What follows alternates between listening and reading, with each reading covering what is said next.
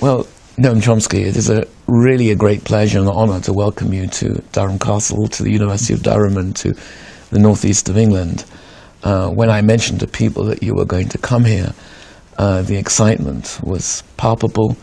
The Twitter feeds, which by the way, I don't follow, were apparently very excited, and there's been a great build-up, really, to your visit.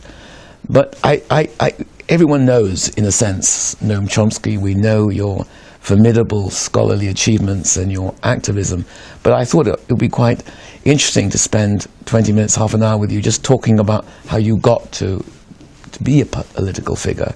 So I thought I might start by asking you about where you came from, about your family, how you grew up, and whether you were always a publicly engaged figure, or were always political as a young person. My parents were immigrants. My father fled from right near Kiev from the people who are now in power. So in 1913, right before the First World War, my mother came as a baby a couple of years earlier. I grew up in, they were a Jewish family. They lived in a kind of a Jewish cultural ghetto, not a physical ghetto, but they were both Hebrew teachers. My father was a Hebrew scholar, and the environment in which they lived was essentially a Jewish cultural ghetto. I don't think they had any non-Jewish friends, for example. They didn't know it, but we lived in a community that was mostly German and Irish and very anti-Semitic. So I grew up on the streets and sort of running away from the tough Irish kids, you know. And I remember beer parties when Paris fell, for example. They were quite pro-Nazi. And my parents were oblivious to this. They had no conception that anything like this was happening. Those days, children and parents didn't talk to each other. I grew up in the Depression. The family was mostly unemployed working class.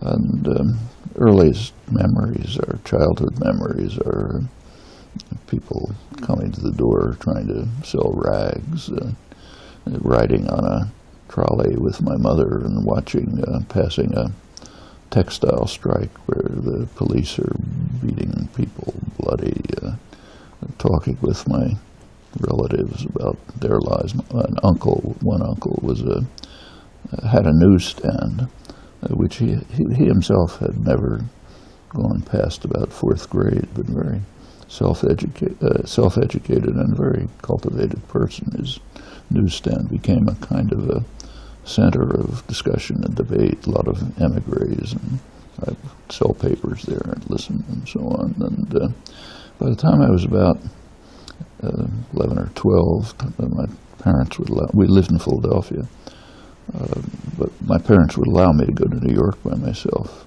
stay with my relatives.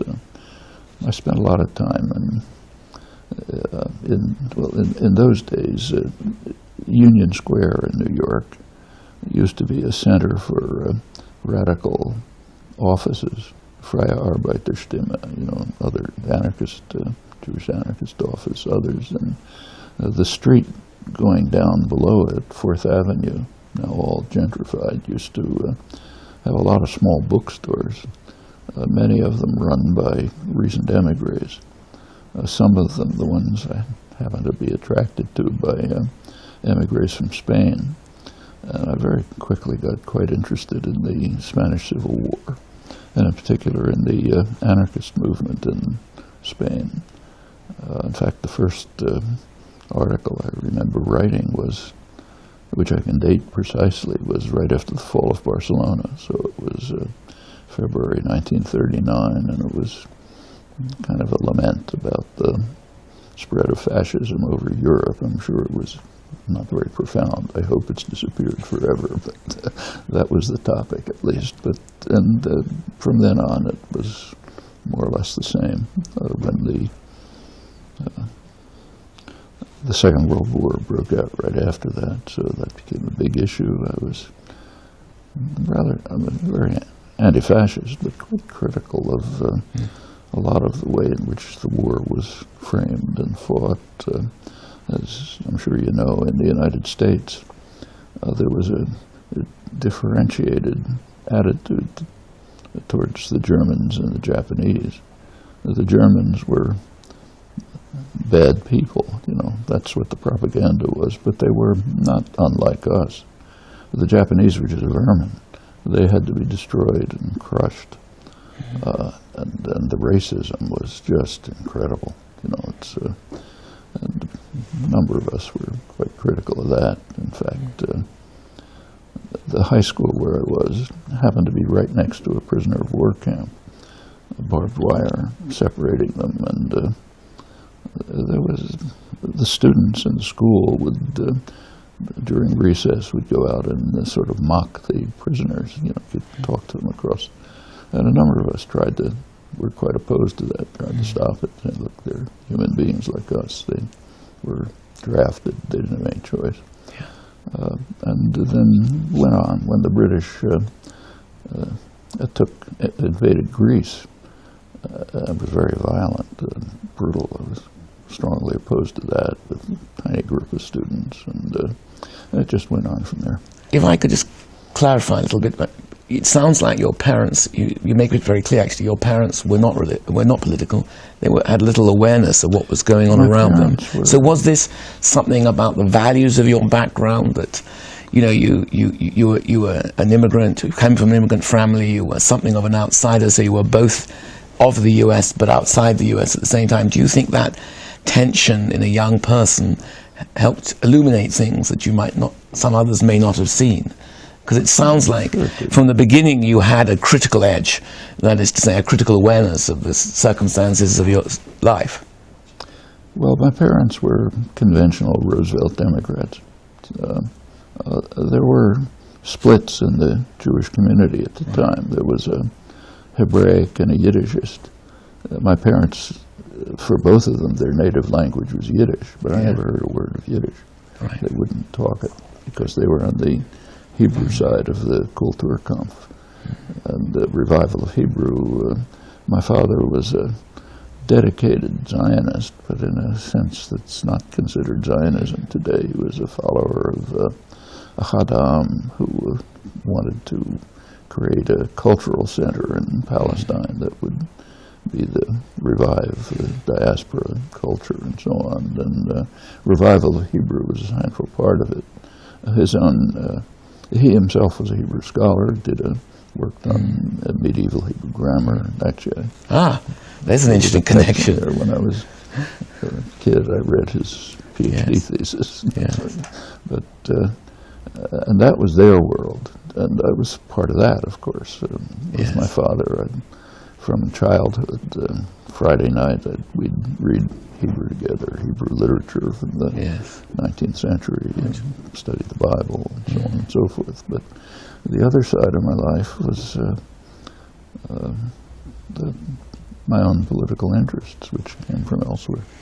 By the time you were a young man at university, how would you characterize your kind of political engagement? I mean, you obviously were steeped in a diversity of radical backgrounds. You've already described being drawn to the Spanish anarchists, but I wonder, as your political views developed, whether you understood yourself to be working within a framework, within a tradition, or were you carving something out that was distinctive more or less from the beginning? Well, it was a very lively period, remember, the late 1930s, early 40s, but not like the subsequent period at all.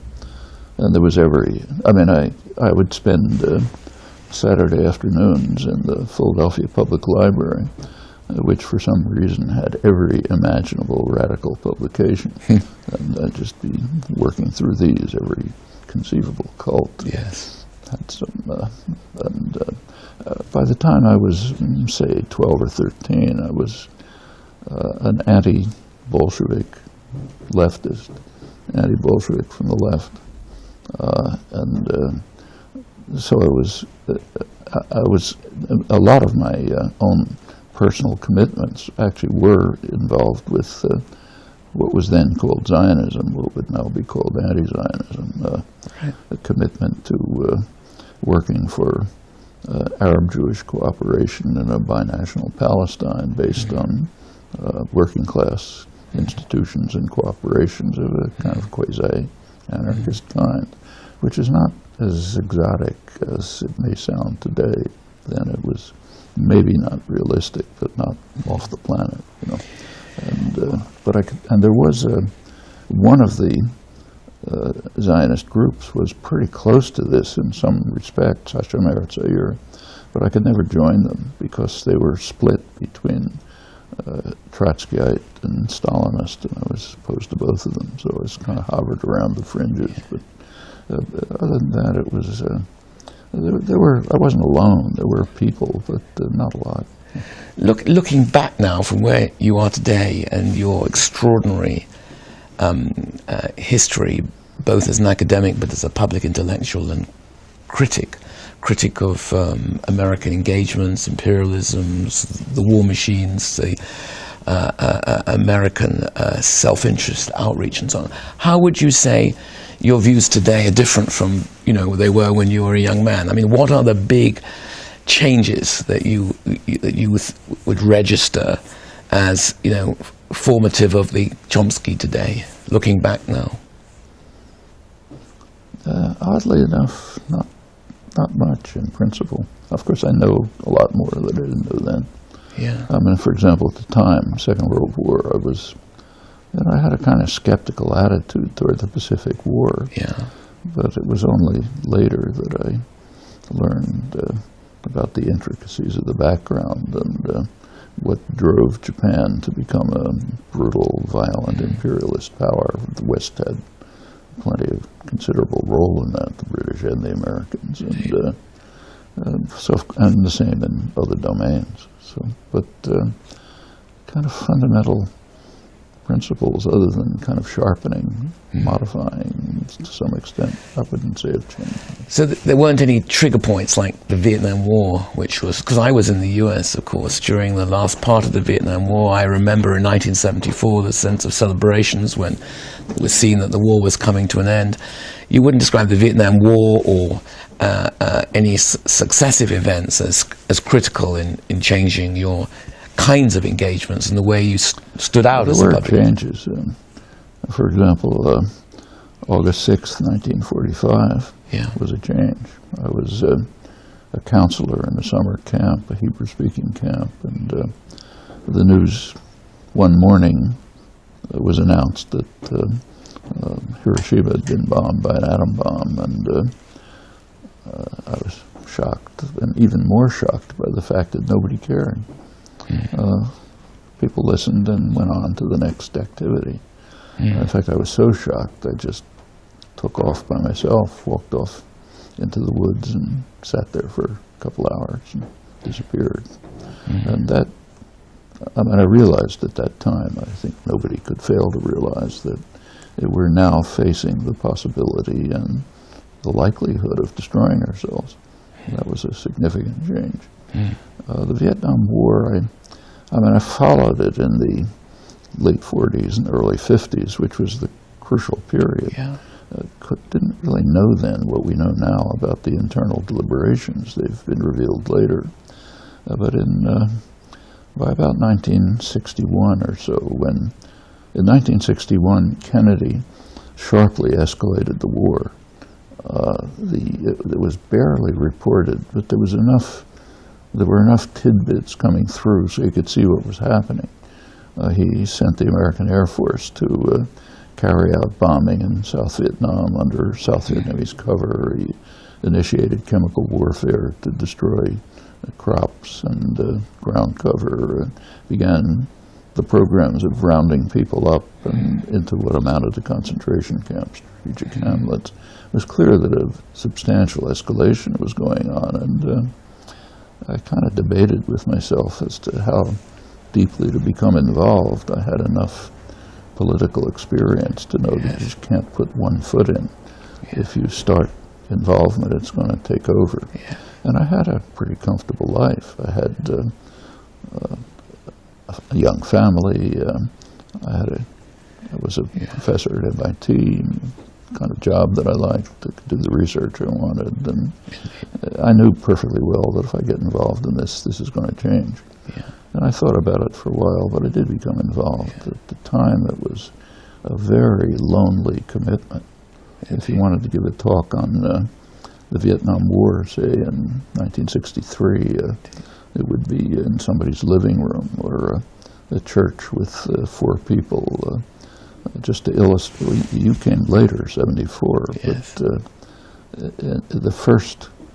but there was an international day of protest against the war in October 1965, and we had an anti-war group at the time, and we decided to have a demonstration on the Boston Common, the standard place for political action. There was a demonstration, but it was completely broken up by counter-demonstrators.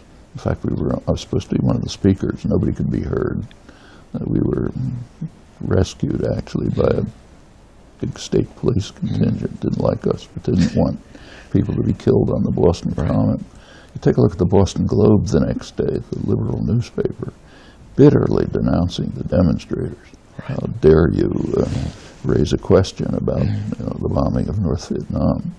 The next International Day of Protest was March 1966, and we realized we couldn't have a public demonstration, so we arranged it in a church, Arlington Street Church, which was one of the centers of anti-war activity. Church was attacked. That's what the mood was like then. By 1965, I was one of the people organizing national tax resistance, and in 1966 we began to organize a group called Resist, still exists, which was involved in a variety of forms of anti-war resistance. In fact, we came up for trial in 1968. I was probably going to face a long jail sentence, but the Tet Offensive came along and the government called off the trials. But it was a pretty serious involvement. For years, I was taking up a large part of my time and effort. Actually, Jack Rawls, who you studied with, was one of the people who supported the resistance, but quietly. He wasn't a person who was much engaged, but he did support it. I'm mindful that we have limited time, so I've got really 2 questions I want to ask you. Really, the first one is, given that you are a very well-formed figure almost by the time we get to the late 60s, how did you appraise the rise of not just the civil rights movement, the 68ers, the explosion of political engagement in the US and Europe at that time? And now looking back at that, how would you characterize the 68 period and its impact in your political life? Well, by 68, my feeling was it was declining. Right. I was not overwhelmed at all by the 68 events. I thought they were mostly negative. The civil rights movement's a different case. And its history is very revealing. Actually, I went down to the South for demonstrations and so on. But when you if you listen to the orations on Martin Luther King Day, you'll notice that they stop with his "I Have a Dream" speech in Washington. That's not where Martin Luther King stopped. He then moved on to class issues and to the North, to racism in the North, and to develop. When he was assassinated, he was supporting a sanitation worker strike, and he was about to organize a poor people's movement, not on the basis of race, just a poor people's movement. There was to be a march on Washington. Actually took place after his assassination. They set up a tent city in Washington and tried to appeal for legislation. Tent City was smashed up by the police and they were driven out of Washington. Martin Luther King lost his liberal support when he turned to class issues. And that part of his life has kind of disappeared. It's there, but it's not what's recognized. And that's quite a revealing fact. The Northern liberals were perfectly happy to have him condemn racist sheriffs in Alabama, but not to deal with issues of class in the North. Indeed. And this was shifting in the mid-'60s. The anti-war movement had a different trajectory. It was building up, and it did peak in about 68, 69, and it became quite a significant movement. In fact, surely affected the course of the war. But by 68, it was beginning to split. And the move in the anti-war movement itself, the student movement, was breaking up into a Maoist element, PL, the Progressive Labor, and Weathermen, which were kind of let's overcome the state by breaking up bank windows and so on, and a lot of sectarianism, and it was kind of dissolving in a way that I thought was dangerous. Actually, one of the main movements that developed, and the one that had, in the long term, the greatest impact on the society, was the women's movement, which was just barely beginning to take off in the late 60s as an organized movement. Of course, origins go way back, and then by the 70s it was a major force. I make a distinction in thinking about the impact of social movements between those social movements which are, on the one hand, egalitarian, but on the other hand, they are seeking, in a sense, equal access into the system itself. So you could say the civil rights movement and partly some elements of the women's movement were engaged in winning equal rights and equal opportunities. And one reason we might say they were successful, and have been successful in certain profound ways, is that you can appeal to the system to live up to its principles, to ensure, as it were, equal opportunity, to allow space for the civil rights movement and the women's movement to flourish, in contrast with social movements that come, let's say, later, like Occupy, which seek to change the agenda and the structure, as it were, of global financial markets, financial capitalism, American hegemony, and so on and so forth. And there the issue is not access on equal terms, as it were, but the transformation of the organizational principles of the system. And there it's much harder to have an impact. It's harder to change that agenda. And Occupy today is not the force it was. So I wanted to ask you now, I mean, looking back on your time in public engagement and so on, would you say that was a valid distinction or not? And would you say, looking back, that, in a sense, would you agree that the transformation of Western capitalism as we know it and the structure of financial capitalism is a much tougher nut to crack than, as it were, winning equal opportunities, however important that is, as it were, within the structure? Well, I think the women's movement goes beyond seeking equal opportunities. It was also breaking down attitudes, deep-seated attitudes that justified oppression and domination. Well, I agree with that. Internalized by the victims. Indeed. A large part of the women's movement was overcoming the internalization of the sense that you must be repressed and dominated. Indeed. So if you asked my grandmother, say, whether she was repressed, she would not have known what you were talking about. That's like asking, do I breathe? If you asked my mother, she would know, but didn't think there was anything you could do about it. If you ask my daughter, they'd throw you out of the house. That's a big change. That's a huge change. And it's a major change among women and also in men. So I think it's more than just equal access. As far as the civil rights movement is concerned, it's a much more complex issue. You take a look at African American history. There were slaves in 1620. It's a long period.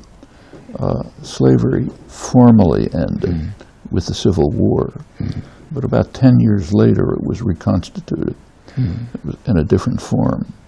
It was reconstituted by the post-Reconstruction North-South Compact, which essentially granted the South the authority to do what they liked. So what they did was criminalize black life. So if a black man is standing on a corner, he'd be fined $10 for vagrancy, which he couldn't pay. He'd be in prison forever, and so on. It created a new slave labor force. A large part of the American Industrial Revolution was based on slave labor coming out of the prisons. And that lasted, it was not a small component. It was, we're familiar with the chain gangs, that's the agricultural part, but it was mining, steel, a significant part of the Industrial Revolution of the late 19th, early 20th century. It changed at the time when the Second World War came. There were jobs, there was an immigration to the north, there was plenty of labor.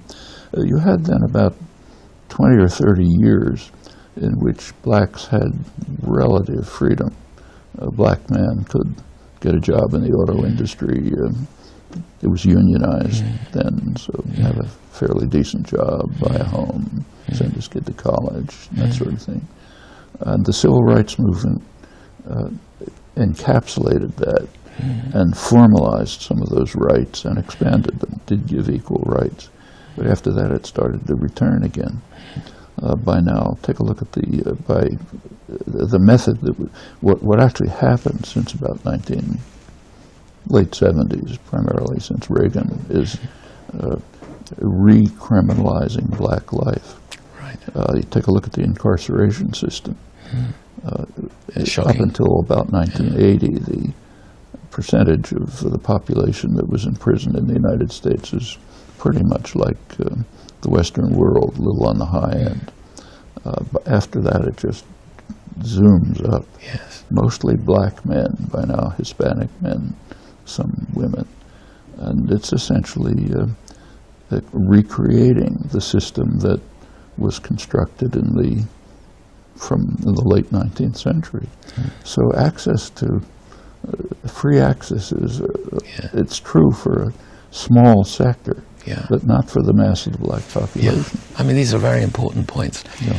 But let's we take go this. To Occupy. Yeah, let's take that. See, I think Occupy was a reformist movement. Right. They were not saying, let's dissolve the financial sector. Yeah. They were saying things like, let's impose a financial transaction tax. Quite. That's easily accommodated within the existing institutions. In fact, it exists in England. And Occupy was really a tactic, not a movement. Yeah. It was important. But it is a tactic. And you can't carry out a tactic beyond a certain point. Well, let me put the question differently to you. We've just, lived through one of the biggest financial calamities, which nearly pushed the system off the edge. Certainly one of the biggest since the Great Depression.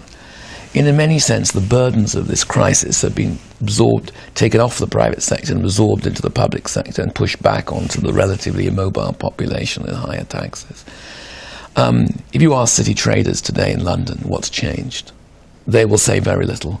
In other words, somewhat as Marx said, the state is a committee for managing the affairs of the bourgeoisie, and if there are huge costs to bear, they are passed on to the movements, the middle classes and working classes. The labour movement today is weaker than it's been for some time. The system of industrial and financial capitalism is global. The rise of Asia is partly their success in engaging with this economic system. China brings together two of the greatest ideologies of the 20th century, nationalism and capitalism, into a successful re-entry into the global order. Where is the spirit of what carries the spirit of criticism today? What carries the spirit of criticism today of that complex system, that now global system of capitalism? Labour movements, certainly in relation to this, seem weaker than and more disorganized than ever before. Would you agree with that or not? The labour movement is weaker than it has been, but this is a cyclic pattern. Take the United States again.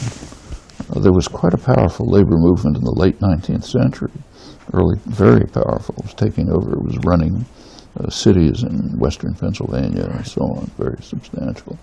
It was pretty much smashed by Woodrow Wilson and the Red Scare. in the post-World War period. 1920s labor was essentially dead. One of the great labor historians, David Montgomery, has a book called, I think it's called The Fall of the House of Labor. He's talking about the 1920s. It was serious decline. 1930s it revived, and it was the vital force that basically spurred the New Deal legislation. Yes. CIO organizing, sit-down strikes, which are very frightening to management because they're just a step before taking over the factory. And that did lead to welfare state legislation of a significant kind. Immediately afterwards, there was a business reaction. By the late 1930s, it began. That's when you had the movement for scientific methods of strike breaking and so on. It was put on hold during the war. After the war, it started in force. Strong Taft-Hartley, 1947, huge propaganda efforts which are quite astonishing in scale, to try to turn the population against labor. Labor made its own mistakes. The American labor movement tried to make a compact with capital.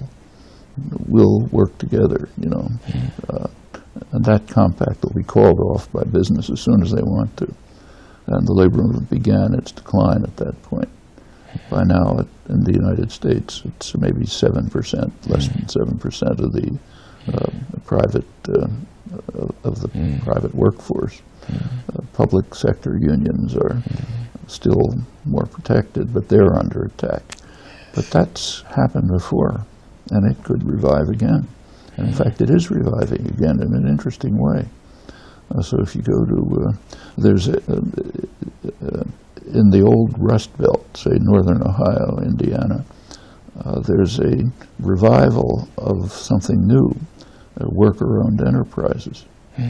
So take Youngstown, Ohio. It was a major steel town. In 1977 or so, the U.S. Steel decided to close down its Youngstown enterprises. This is a town that was built by the labor movement, all surrounding the steel, with everything that proliferates from it and so on.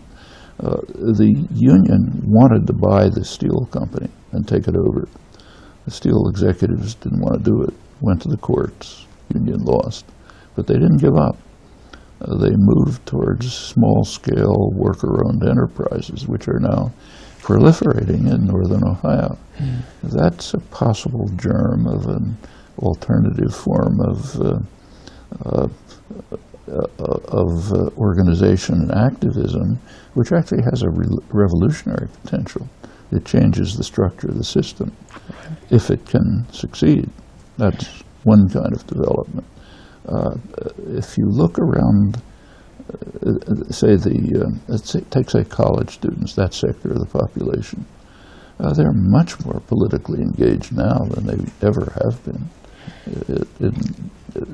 Except for, there was a very brief period, late 1960s, when there was a lot of student activism of a mixed kind.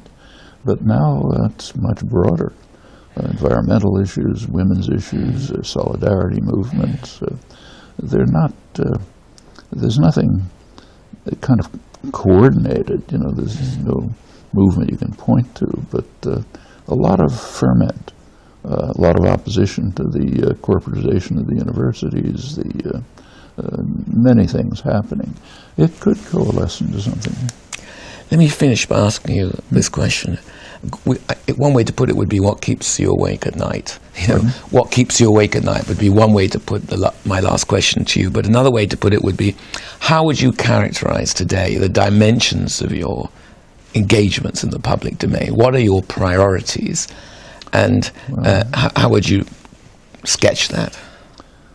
I mean, there are plenty of problems, but there are two that are absolutely overwhelming. One of them goes back to August 6, 1945. We're still living under the shadow of potential self-destruction. And if you take a look at that record, it is horrendous. It's a miracle that we've survived. Yeah. Anyone who looks closely at the record of near nuclear war, very near, minutes, is shocking. And that's still there. In fact, it's growing. But the other, which we weren't really aware of until the 1970s, is the threat of environmental disaster, which is an overwhelming threat. We're really at a point in human history where we have to decide, are we going to destroy the prospects for decent existence? That's never happened before. Indeed. And it's very close. Everything else kind of fades into the background in the face of these two kind of overwhelming dangers. Are there grounds for optimism? Well, I like to think of my favorite comment from the Analects, Confucius. There's a definition there of the exemplary person, presumably the master himself. It's the person who keeps on trying even though he knows there is no hope. I don't think it's quite that bad. There isn't much hope. There's some. We have to keep on trying. Noam Chomsky, thank you very much.